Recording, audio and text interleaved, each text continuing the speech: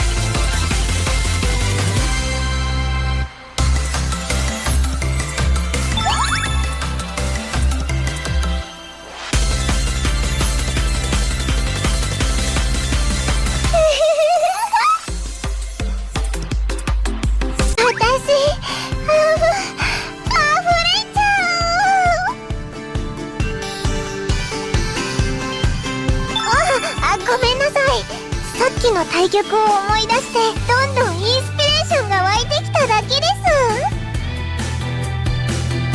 驚かせちゃってすみません。昔から言葉が足りないってよく言われます。おかしいと思ったら都度聞いてもらえれば。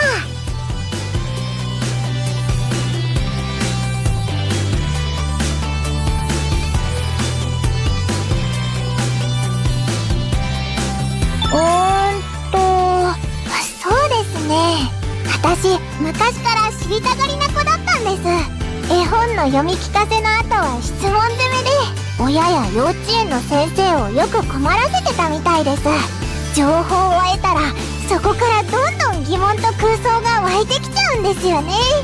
そのうち頭がいっぱいになっちゃうので、あとはもう外に出すしかないですよね。思いつくままにいろんな話を考えて喋って書いて、気づいたら漫画家になってました。私の頭の中で生きてるあの子たちをみんなに見てほしいですから。それはいくらでも。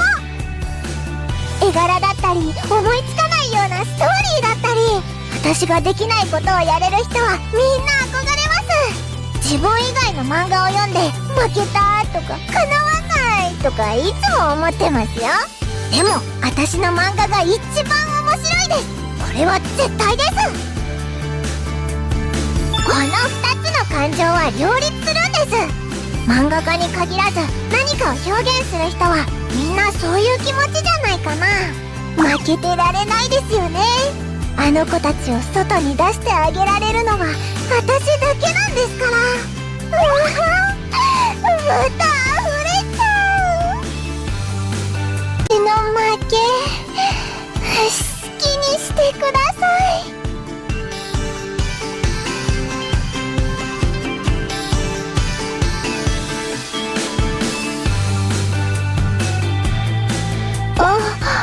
そういうずるい勉強になります。わかりました。勝者の言うことは絶対ですもんね。できるだけ我慢します。できるかな。私できるかな。私小さい頃はひどい人見知りだったんです。でも知りたがりなのは抑えきれなくて、そこで思いついたのが勝負だったんです。私が勝ったら教えてって。まあ大体の場合は勝負なしで普通に教えてくれたんですけどね。ちょっと面白いのが勝ち負けっていうワンステップが挟まると、案外踏み入ったことでも答えてくれるんですよ。子供が考えたコミュニケーション手段としては悪くなかったですね。ただそのうち勝負のスリルの方が勝ってしまって。いいですよ、漫画業界は。担当さんとのやりとり、連載会議にアンケート上位、ありとあらゆることが勝負の連続。一発屋とか言われないためにも私は勝負に挑み続けなければならないんです。たまらない、やめられない、止まらない。先生上手なんですね。聞きましたよ。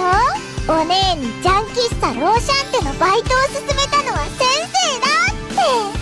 あの引っ込み思案なお姉が今では看板娘だなんて。さすが先生、お目が高い。でもあのお姉をその気にさせたんですよね。それが上手だなって。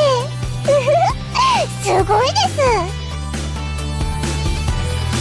そうです、お姉はすごいんです。自分を変えようって一生懸命頑張ってる姿がいいんですよね。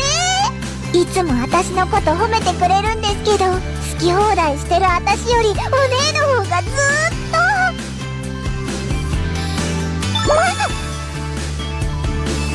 どうもありがとうございます。なるほど、マージャンファイト指導員ってのはこういう。それでお姉もやっぱり上手じゃないですか。